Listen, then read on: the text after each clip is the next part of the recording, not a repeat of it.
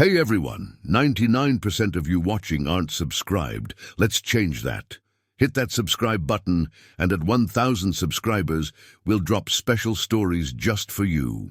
The first thing I noticed when I woke up was the ceiling. It shimmered like liquid glass suspended inches above my face, rippling with slow currents of violet and indigo light. Constellations pulsed across it in unfamiliar patterns, rearranging themselves as if responding to my awareness. When I tried to focus on one star, it dissolved into a fractal web of smaller lights. The second thing I noticed was that I couldn't feel my legs. I tried to inhale sharply and discovered even that felt different. The air was cool and faintly sweet, tinged with something metallic. My lungs expanded too smoothly, like they'd been polished on the inside. Panic detonated in my chest. I jerked upward, or tried to. My body responded with delayed, muted echo of movement. My arms twitched. My shoulders lifted an inch. Something firm but invisible pressed gently against me, easing me back down. Remain horizontal. The voice came from my right. I turned my head and forgot how to breathe. She stood taller than any human I'd ever seen, her form slender and elongated, joints bending at subtly wrong angles. Her skin emitted a soft bioluminescent glow, pale blue with faint lines of silver branching beneath the surface like living circuitry.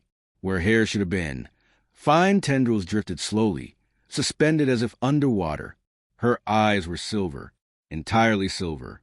No pupils, no sclera, just reflective liquid metal.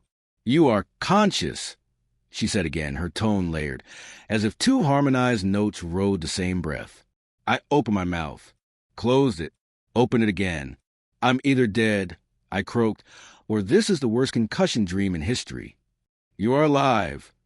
The certainty in her voice was absolute. I swallowed. "Where am I?" "You are aboard the medical vessel Seraphel. Your atmospheric craft destabilized during orbital ascent. Structural failure was imminent. Memory struck like shrapnel, the shuttle shuddering. Warning lights flaring red. The sickening spin as one engine failed. The stars turning into streaks. I blacked out. "Yes. And you picked me up?" "We intercepted your vessel before planetary reentry decay." "Intercepted," I repeated faintly. "You make it sound casual." "It required precision." I stared at her. "Alien." That word felt too small. "Are you?" I hesitated. "Are you from Earth?" "No." "Good." I muttered. That would have raised different questions. Her head tilted slightly. The gesture was almost bird-like. "I am designated caretaker Viral." "Caretaker." I echoed. "That's your job." "Yes." "So you're a doctor?" She paused. "Closest approximation, yes." I exhaled shakily. "Okay, alien space doctor. That's manageable." "You experience catastrophic skeletal fragmentation," she continued. "Internal hemorrhaging, neural destabilization." That sounds bad. It was incompatible with continued life. A chill slid down my spine, or would have, if I had been able to feel my spine properly. But I'm not dead. "No. Why can't I feel my legs?" "You're undergoing regenerative stabilization." That didn't answer question. Her silver gaze didn't waver. "Your lower limbs were crushed." The words landed without cushioning. "Crushed." My stomach flipped. "You reconstructed them," she added. I blinked. "You what?" "Your original structures were non-viable. I replaced compromised bone and tissue matrices." "Replaced?" I whispered. "Yes." "With what?" She studied me, as if weighing how much my mind could handle. "With adaptive biosynthetic lattice, derived from my species' medical reserves." I stared at her. "You put alien parts in me?" "I preserved your locomotion capacity." That wasn't the question. My voice cracked, and the ceiling lights flickered in response, pulsing faster. Her tendrils stilled. "You exhibit elevated stress." "No kidding." I tried to sit up again, this time more carefully. The invisible pressure eased just enough to allow a partial lift. I looked down at my body. A translucent field shimmered over me, outlining my shape in faint blue light. Beneath it, I could see faint patterns moving under my skin, subtle silver threads weaving and reweaving along my thighs. I swallowed hard. That's new. Yes. Is it permanent? Your survival required integration. That's not a yes or no. It is both. I stared at the alien circuitry under my skin. Well, I said weakly, defaulting to the only defense mechanism I'd ever been good at. I guess I owe you my life. You do. I huffed a breath that might have been a laugh. Guess that makes us married. The word slipped out automatically. A stupid, human reflex. Humor in the face of terror. Silence filled the chamber. The lights overhead slowed their pulse. Viral did not move. I turned my head slightly. That was a joke. She stepped closer. Up close, her glow intensified, revealing delicate geometric patterns along her collarbone and throat. They brightened as she leaned in. Clarify, she said softly. It means I'm grateful, I explained. Where I'm from, when someone saves your life, you exaggerate. You say dramatic stuff. You declare exclusive life bond. My stomach tightened. No, I made a figure speech. Her silver eyes reflected my face in distorted miniature. In my species, she said carefully, a declaration of bonded life debt establishes permanent union. The word permanent hit harder than crushed. I forced a laugh. Well, good thing I'm not your species. She studied me for a long, unreadable moment. Then she reached out. Her hand hovered over my chest, not quite touching. The hum started then. Faint, subtle, a vibration beneath my ribs. My breath stuttered. What did you just do? I initiated attunement. Attune what? You. The hum deepened, syncing with something outside me. Something in her. My pulse. Her glow.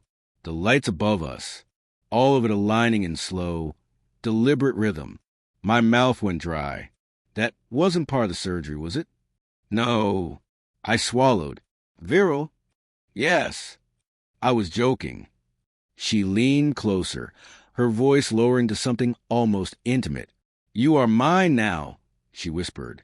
And as the hum in my chest synchronized perfectly with the glow beneath her skin, I realized with a creeping, electrified certainty, she wasn't joking. By the beginning of the second cycle, I could feel my legs again. That wasn't the comforting milestone it should have been. The sensation didn't return gradually like pins and needles fading into warmth. It arrived all at once, sharp, electric, and precise. I could feel the air moving across my skin, the subtle hum beneath the floor, the vibration of the ship itself like a distant, steady heartbeat. And beneath it all, her, not physically, not exactly. But when Viral entered the chamber, the faint thrumming under my ribs aligned with her presence. When she stepped out, it dimmed to a restless echo. I tested it. She had left briefly. Something about recalibrating atmospheric ratios for my species. The moment the door sealed behind her, the hum in my chest dropped to a low, uneven flutter. It felt like missing a stair in the dark. When she returned, it smoothed instantly into rhythm. You did that on purpose. I accused. I did not alter the bond post-initiation, she replied calmly. So it's permanent. Yes. I swung my legs slowly over the side of the medical platform. This time, nothing held me down. My feet touched the floor. The surface reacted, softening slightly under my weight, adjusting density like memory foam crossed with liquid metal. I stood. My knees didn't buckle. That should have been miraculous. Instead, I was too distracted by the way my muscles moved.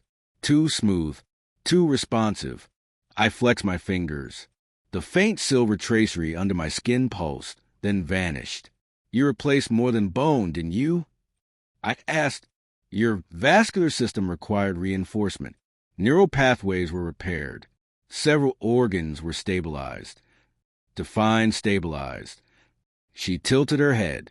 Improved. I stared at her. You upgraded me? You were inefficient. Hey! It is accurate. I ran a hand through my hair and started pacing the perimeter of the chamber. The walls shifted colors subtly as I moved, responding to proximity. So let me get this straight, I said. You saved my life by merging alien biotech with my body. Yes. And when I joked about being married, you what? Activated some kind of interspecies soulmate protocol. She considered the phrasing. That is not an inaccurate simplification. I stopped pacing. Explain the bond. Slowly. In words a human won't regret hearing. Viral stepped closer, her glow softening slightly, less clinical, more focused. In my species, life-death is sacred. When one individual preserves another from termination, a choice exists. What choice? To remain separate, she said, or to bind. Define bind. She extended her hand, palm up, a faint holographic structure blossomed above it. Two spiraling energy strands weaving together. Attunement merges bioelectric fields. Neural oscillations synchronize. Cellular decay slows when in proximity. Emotional states influence shared rhythm. I stared at the hologram. You're telling me we're biologically codependent? Yes. That's not romantic. That's terrifying. It is stabilizing. For you or for me? Yes. I groaned and resumed pacing. Why didn't you ask me first? You declared union. I told you that was a joke. You expressed gratitude in the form of permanent bonding language. On my planet, we exaggerate. We say I could eat a horse without meaning we want to consume livestock. Her tendrils shifted, curling slightly inward. You say untrue things intentionally? Constantly. That is profoundly destabilizing. I barked a laugh to spite myself. Tell me about it. She watched me for a long moment. Your heart rate elevates when you are agitated, she observed. Yeah, that's how anxiety works. When you move farther from me, it increases further. I stopped. She was right. The farther I'd pace from her, the more erratic the hum became. I stepped back toward her. Instantly, steadier, like gravity had reasserted itself. You calibrated this, I said quietly. No. You're sure? Yes. Then why does it feel like my body wants you nearby? She paused. Because it does. The bluntness knocked the sarcasm right out of me. I studied her face. If it could be called that, the faint light patterns along her cheekbones pulsed slowly. Not cold, not mechanical. Alive. You said this is normal for your species. I said, yes. What happens when two bonded individuals disagree? They recalibrate. That's not an answer. She seemed to search for translation. They adapt. And if they don't? Her silence stretched longer this time. They experience destabilization. How bad? For an unprepared human physiology? She asked gently. Yes. Fatal. The word landed heavier than it had before. I sat down abruptly on the edge of the platform. So I can't leave you. You may. And die. Yes. I laughed weakly. Fantastic. Silence settled between us again, but it felt different now. Less clinical. More charged. After a moment, she stepped closer. Your distress indicates regret, she said. I hesitated. I regret not understanding what I said. I admitted I don't regret being alive. Her glow brightened faintly. That is acceptable. Is it? I asked. Yes. I looked up at her. For what it's worth, I said, where I'm from, marriage is supposed to involve choice. You chose to speak. That's not the same thing. She lowered herself slightly, bringing her face closer to mine. In my culture, she said softly, words are choices. I held her gaze. And in mine, I replied, we're still learning that. For a long moment, neither of us moved. The hum between us stabilized into something deeper, not just rhythmic, but layered. My heartbeat, her biofield, the ship's core pulse, all in alignment. You are not displeased by my presence, she observed. I hesitated again. That was a problem. I don't know what I am, I said honestly. Her tendrils drifted closer, hovering near my shoulder without touching. You will, she said. Is that a medical prognosis? Yes. I snorted softly. Alien space nurse marries crash survivor by accident. I muttered. This is not how I pictured first contact. You are the first of your species to bond with mine, she said. I blinked. Wait, what? You are unique. I stared at her. Great. I whispered, no pressure. And for the first time since waking up, Viral's glow shifted in a way I could only describe as shy. Pressure, she said quietly, is shared. By the fourth cycle, the ship had stopped feeling like a hospital. It felt like a living thing. The walls breathed, not visibly, but subtly, expanding and contracting in near imperceptible rhythms. The floors adjusted temperature, depending on where I stepped. When my pulse spiked, the ambient lighting cooled. When I calmed, the violet tones deepened. And always, that hum in my chest. It had stopped feeling foreign. That was what scared me most. Viral stood across the chamber as I flexed my hands again. The silver tracery under my skin's surface when I concentrated. Faint geometric veins that shimmered and faded. Your integration is stabilizing ahead of projection, she said. That sounds like good news. It is. Is it also permanent news? Yes. I exhaled through my nose. You really don't believe in half measures, do you? She tilted her head. Survival rarely allows them. I tested my strength again, lifting one of the curved metallic structures along the wall. It weighed far more than it looked. It felt manageable. Too manageable. You increase muscle density, I said. Yes. And reaction speed. Yes. And sensory range? She paused. Yes. That explains the headache. It is not damage. Your neural pathways are adjusting to expanded input. Expanded. That hum I feel, I said quietly, that's not just proximity anymore. No, it's stronger. Yes. Why? She approached slowly this time, as if wary of startling me. Because attunement deepens with stabilization. Meaning you are no longer rejecting integration. The word rejecting snagged in my chest. I never rejected it. Your neural scans indicated resistance. That's called panic. Yes. I scrubbed a hand over my face. So what happens now? You adapt. Viral. Yes. What happens to us? Her glow shifted faintly, patterns along her collarbone brightening in slow pulses. You are bonded. That's not what I asked. She hesitated. I was beginning to recognize that hesitation as something real, not a computational delay, not translation lag, uncertainty. In my species, she said carefully, bonded pairs undergo synchronization. That sounds ominous. It is intimate. I swallowed. Define intimate. She stepped closer until the hum between us intensified, the air itself seeming to thicken. Our neural fields can overlap, she said. Surface thoughts, emotional states, sensory echoes. My stomach dropped. You can read my mind? No. Surface thoughts sound a lot like mind reading. It is consensual amplification. Is it optional? Yes. I exhaled slowly. Okay, good. She studied my face. You fear loss of autonomy. Yeah, I said bluntly. I kind of like being me. Her tendrils drifted slightly, brushing the air near my shoulder. I felt the shift in the hum, subtle, almost curious. You remain you, she said. Attunement does not erase identity. It enhances connection. That's a very alien way of saying it. It is accurate. I paced again, but slower this time. The walls didn't react as dramatically anymore. Neither did I. That thing you said. I muttered about destabilization. Yes. If we fight, really fight, what happens? Her silence answered before her words did.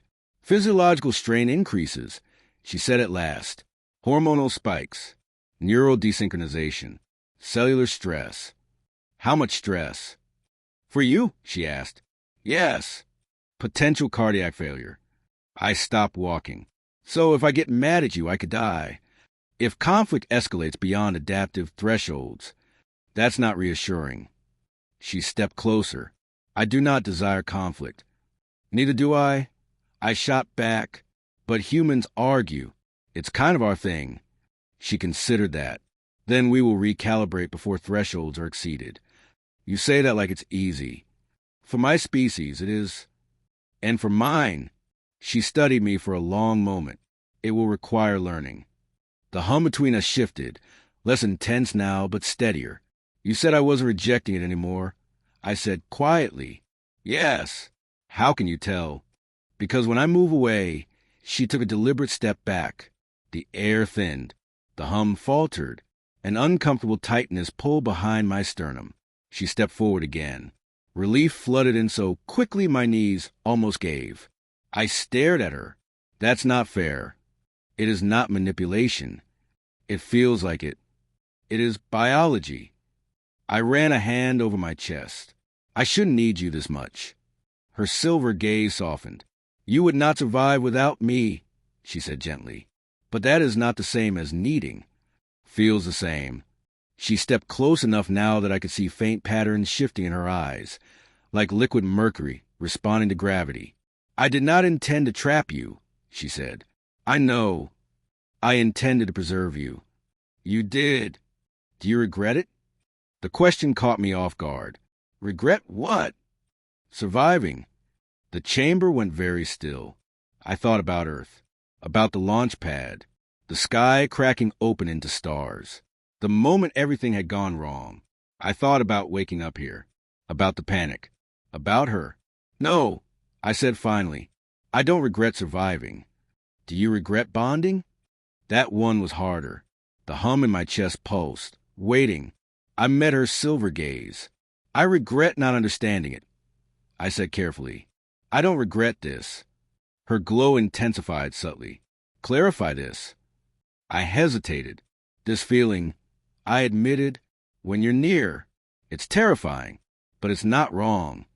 She didn't move. Your neural rhythm stabilized most completely in my proximity, she said softly. Yeah, I notice. Mine do as well. I blinked. What?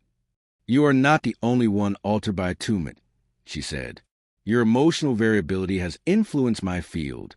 Meaning I experience fluctuations I did not prior to bonding. I stared at her.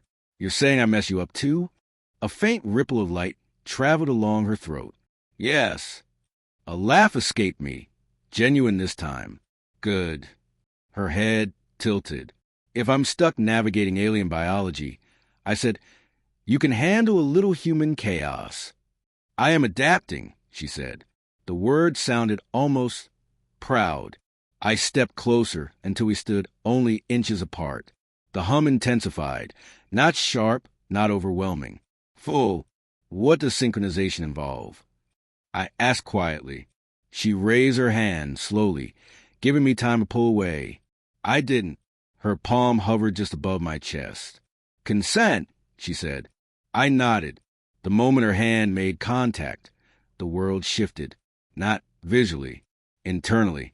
A wave of sensation rolled through me, warm, electric, layered with something that wasn't mine. Calm, focused, steady, and beneath it, curiosity, concern, something softer. Her. I gasped. She inhaled sharply at the same time. Our heartbeats aligned perfectly. For a fraction of a second, I felt what she felt. The moment she'd pulled my broken body from the wreckage, the calculation, the urgency, the decision, not obligation, choice.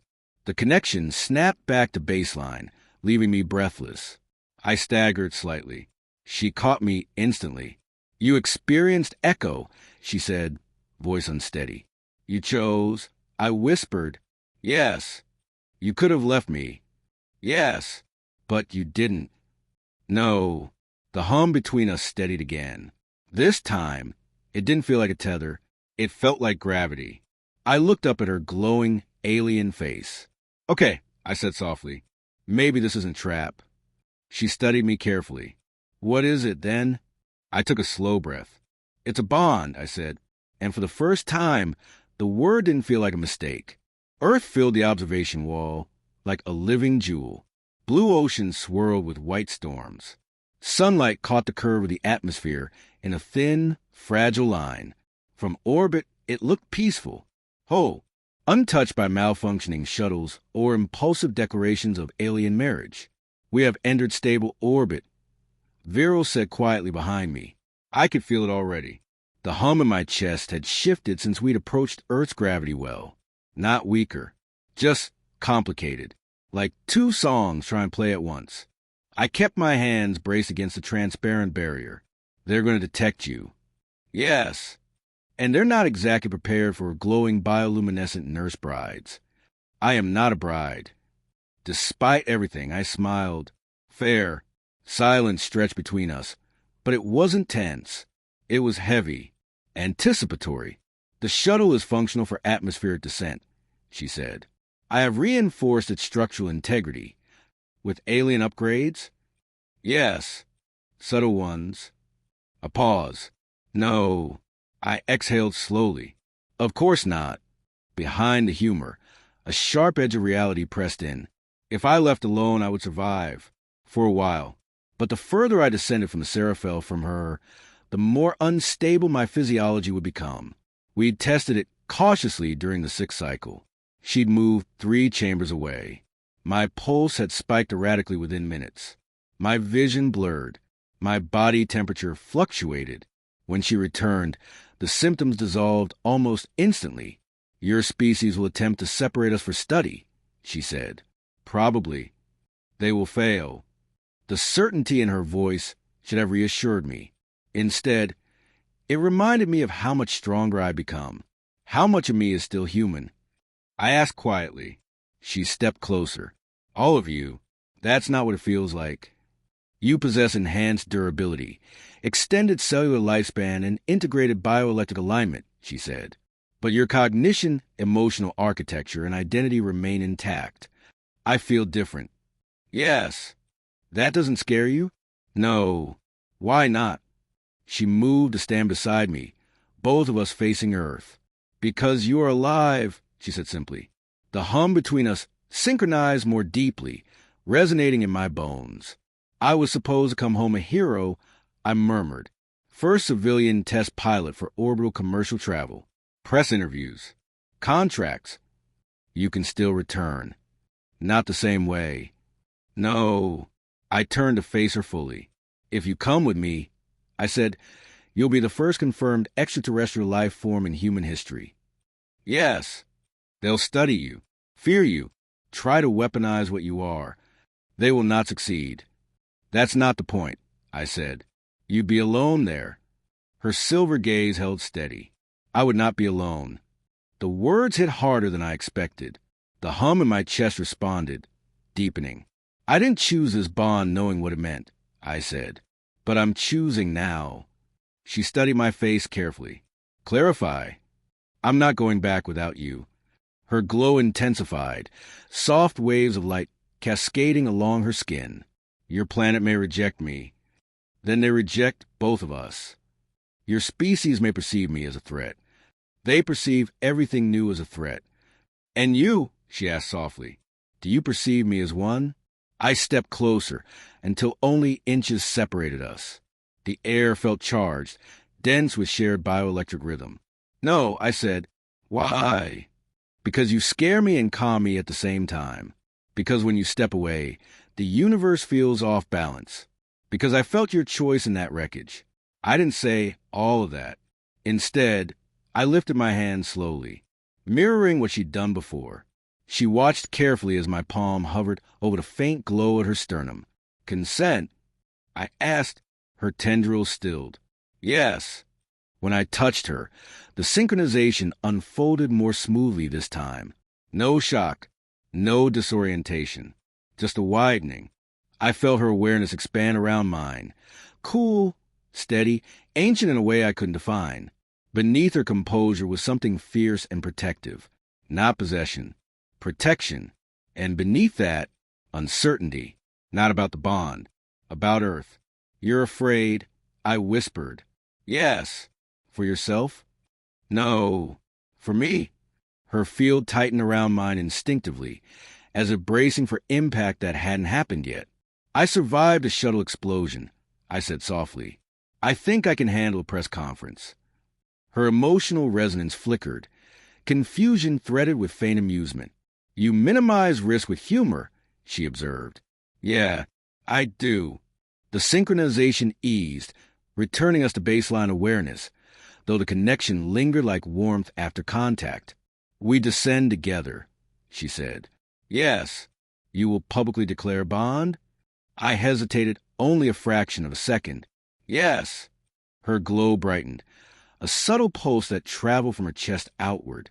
"In my culture," she said, "public declaration solidifies union." "In mine," I replied, "it makes it complicated." "I will adapt." "You better." A faint ripple moved along her tendrils, almost playful. Alarms chimed softly in the chamber. The shuttle bay was pressurized and ready. Through the observation wall, Earth rotated slowly, patient and unaware. "This is going to change everything." I murmured, "Yes." "For both our species." "Yes." "For us." She stepped close enough that our foreheads nearly touched. "Yes." The hum between us intensified, not chaotic, not overwhelming. "Harmonize." Back in the recovery room, I said quietly, when I joked about being married, "Yes." I didn't understand what I was saying. "You do now." I searched her silver gaze. "Yeah," I said, "I do." Her hand slid into mine, cool, luminous fingers threading carefully through my own. "You are mine," she said, not possessive but certain. I tightened my grip. "And you're mine," I answered, not ownership. Choice. The shuttle bay doors opened with a low, resonant hum. Beyond them waited gravity. Governments. Fear. History. We stepped forward together. And as Earth's pull wrapped around us, the bond between us held steady. No longer an accident. A decision.